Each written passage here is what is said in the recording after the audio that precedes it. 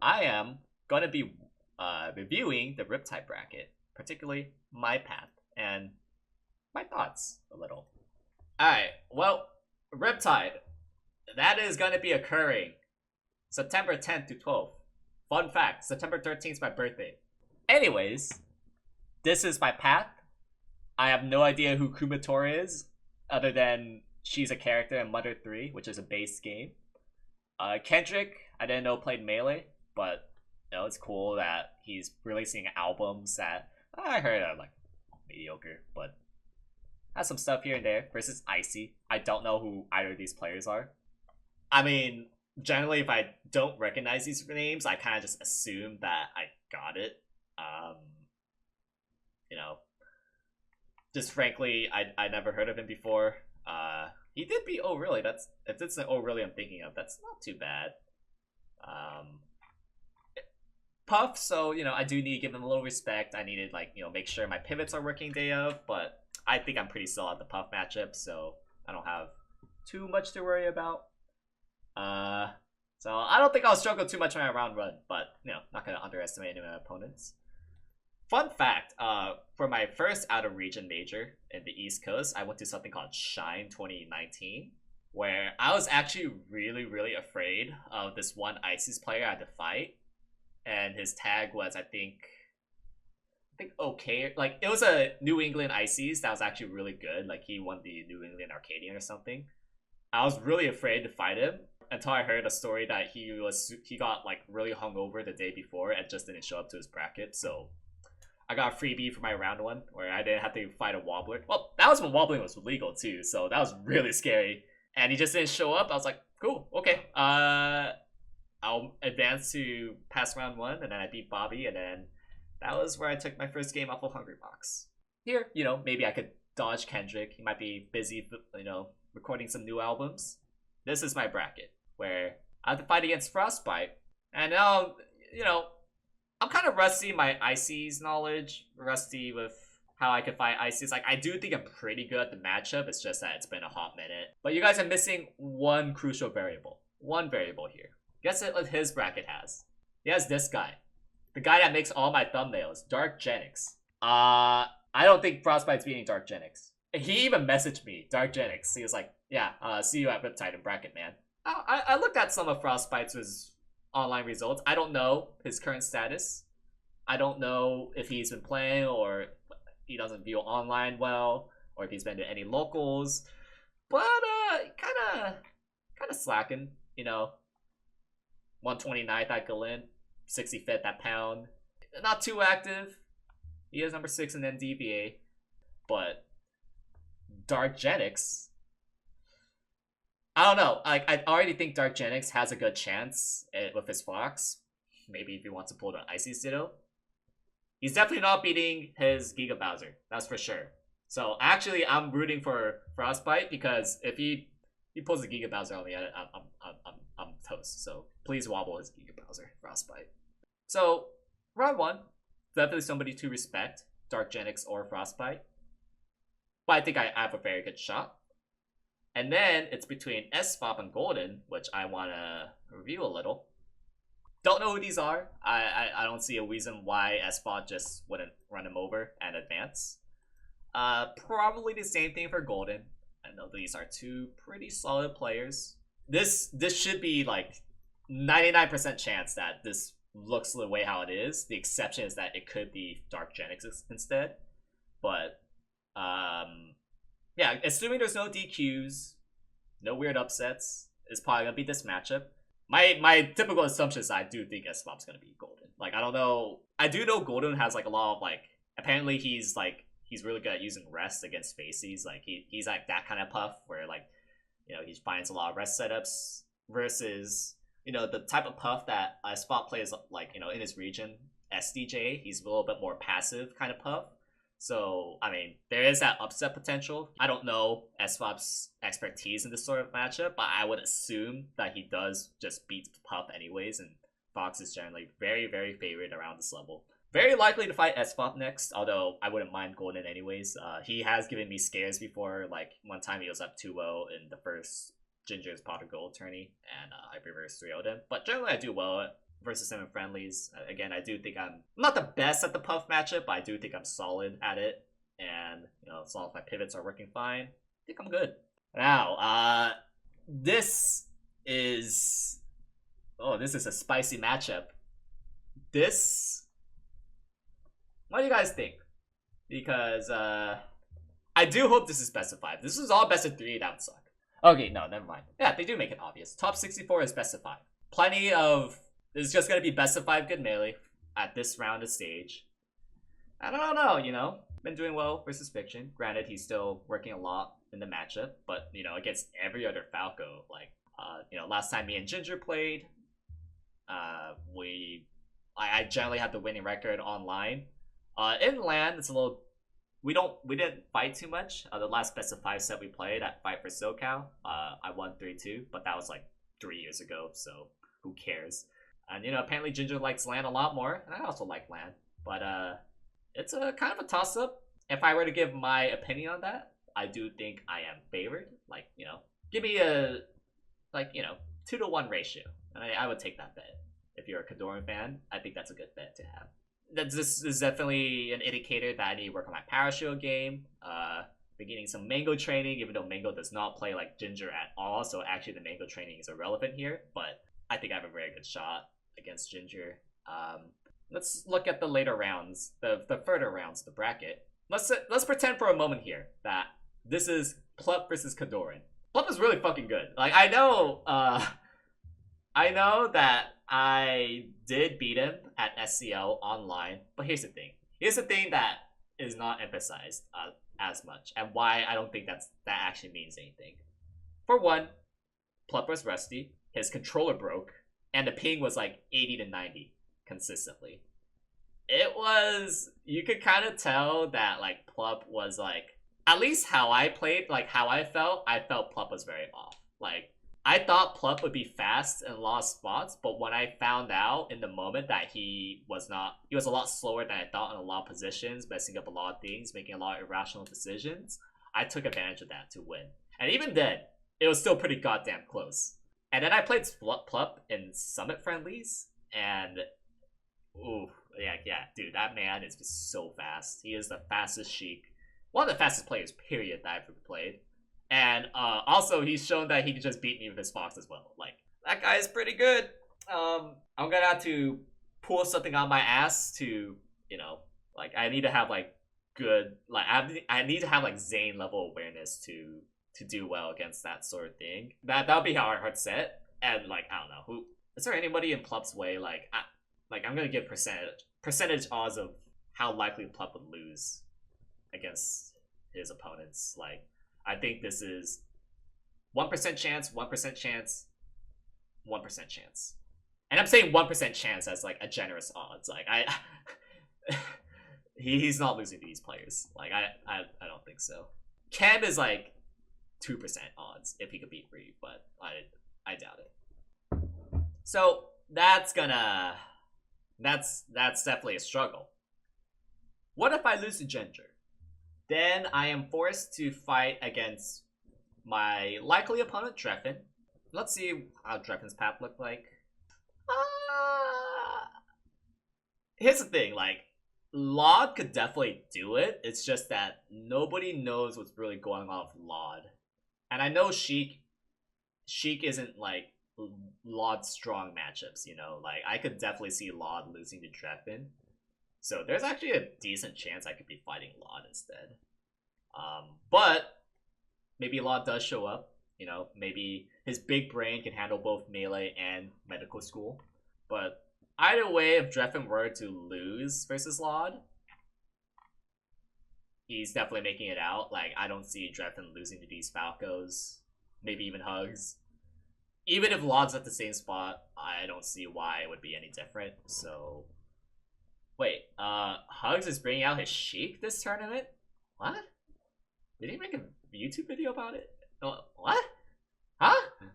Me and Hugs did talk a bit at Summit, and he did say that, like, the reason why he doesn't, like, pick a top tier character back then is because Sheik is such an investment. Like other characters are such an investment when he already has so much time and knowledge poured into Samus. So I guess this isn't like a huge surprise to me, but at the same time, I would be surprised that if he is doing Sheik, because that I don't think Riptide is the place to try it, man. I think you should go to some locals first.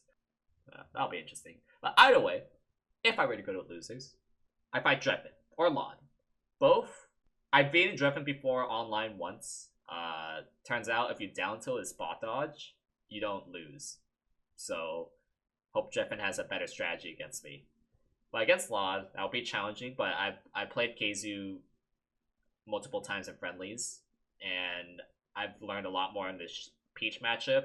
I beat Polish last time. Granted, it was really close, but like I do believe I've developed a lot in that matchup. And then after that, it's either between Free Palestine and the Swooper.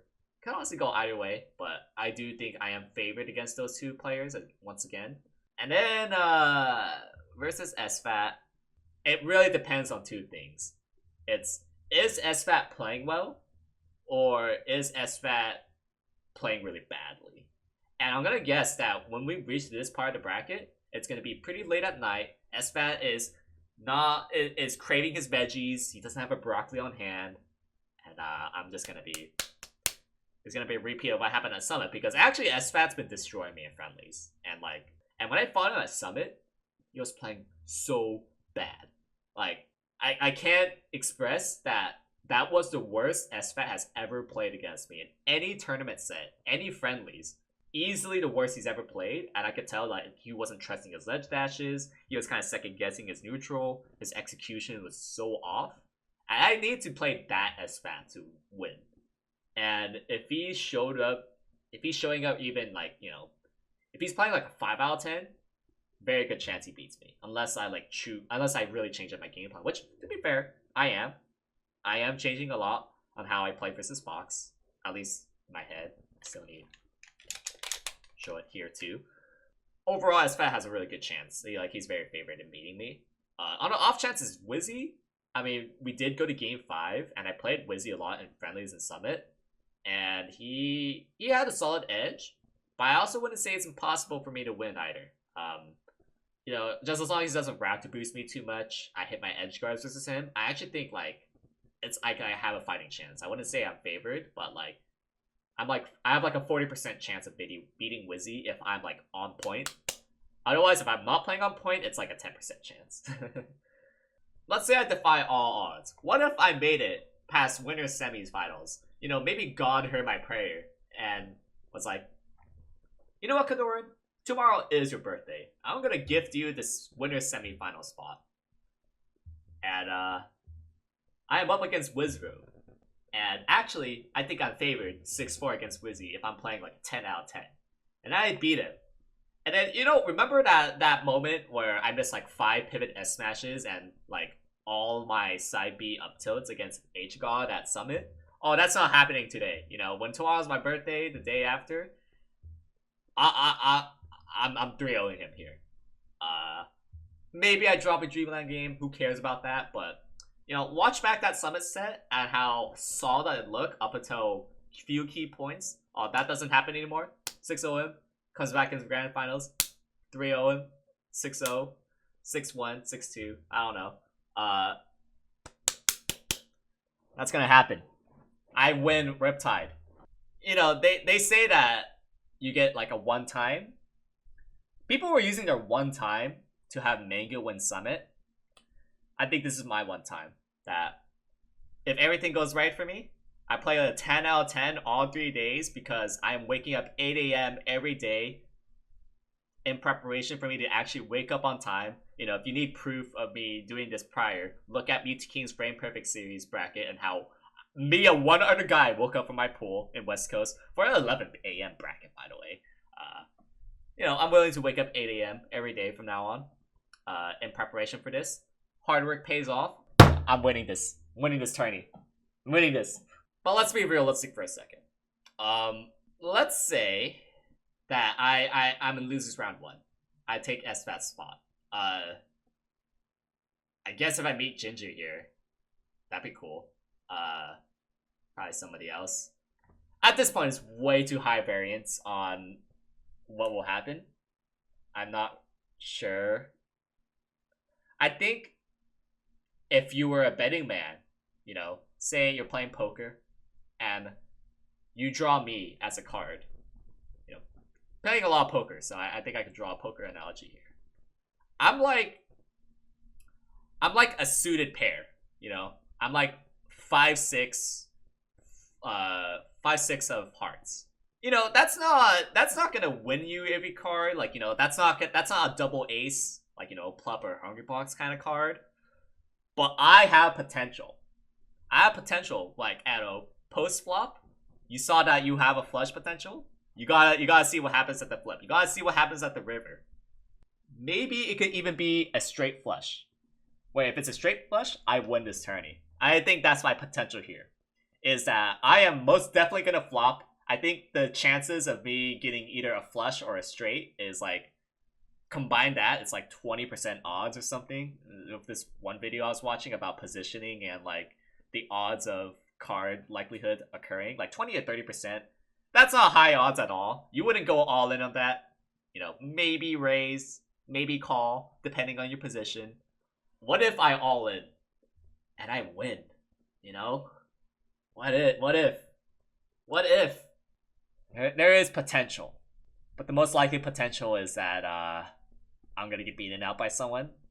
And it's going to be a great learning experience regardless. And I think I have a shot to at least make top 8. I think that's like 20-30% chance I make top 8. And then like a 2% chance. And then like additional 10% chance to like make it past losers round 1. And then a 10% chance more to get to semis, to finals, to grands. I think comparing all of that to grands is like 1% chance. I don't know. I would love the straight flush draw. So here's a Riptide seeding. That's a top 32, and already I do have some objections, such as, why the fuck am I seated below these 3 people? I'm being that guy right now. I'm being that guy. Like, come on, you're really seating me. Okay, I can understand Ginger above me. Not these 2. I think I've objectively had better results than those 2. And here's the thing, I've seeded before. I know how annoying it is to be that guy. The more likely explanation is that they seeded me to avoid conflicts. But my ego is like, what the fuck? I'm huh? You could argue me at 7, you know? But I think that's fair. But these 2? Huh? Hello? Oh, by the way, before that, in the scenario that I lose to Ginger, or I beat Ginger and then lose to Plup, I probably have to fight Gatsu, who I think I have a good chance against as well. But yeah, I don't know if I agree with that. One can argue that I've had better results objectively, both LAN and online. I mean, if you look at my local results, you could literally argue me as number 1 in SoCal PR. I'm 4-2 against Fiction. I'm 2-1 against S2J. I'm 4-0 against Lucky. I'm 3-1 against Null. I have that one loss to Ringler, but I didn't even have native control on, so that doesn't count. I get it. What probably happened here is regional conflicts. And at the end of the day, it's like 2 to 3 spots. Who the fuck cares? Like, I'm not really putting too much stock about this. Anybody at Riptide watching, don't take what I say too seriously. It's just my ego doesn't like seeing that. Like, I deserve to be at 8. I deserve to be higher than that. But, you know, looking at how others are seated, I do think it gets reasonable. Oh, Polish is dropping out, I believe. I think Lucky's dropping out too. Like, I don't think he's attending, so that's kind of a waste. Wildcard spots. Up here. I think this is all reasonable. I do think Ty Swift is way too low. Definitely should be more up here. Michael, Esfop. Oh, man. I get why Android Zero and Null are seated where they are. Like, I get it. I know why they're seated there. But when I look at their skill,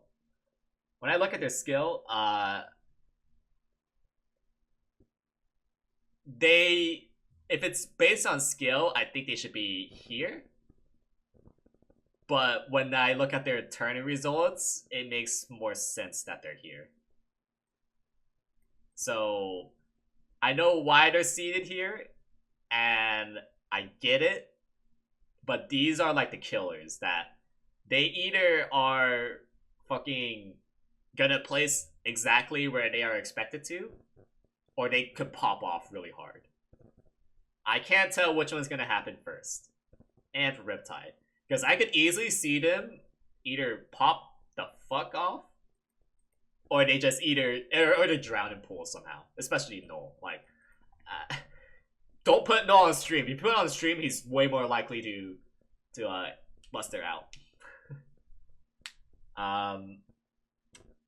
Yeah, SJ, he does have the lifetime over me. And to be fair, when I did play him at the local, I could tell he wasn't playing his best, so we're gonna have good sets later on. I'm just saying, for the sake of seeding, why the fuck am I here, you know? I know Zella's pretty good, so he has a decent shot to make it far. But yeah, these number 29 and number 32, they're killers. They're big killers right here. And you know, if you're doing a fantasy of some sort, Smash.gg brings it back, or a practical task does it with no stakes. Keep these guys in mind. They can either they drown or they give you really good value. So I think it's fair.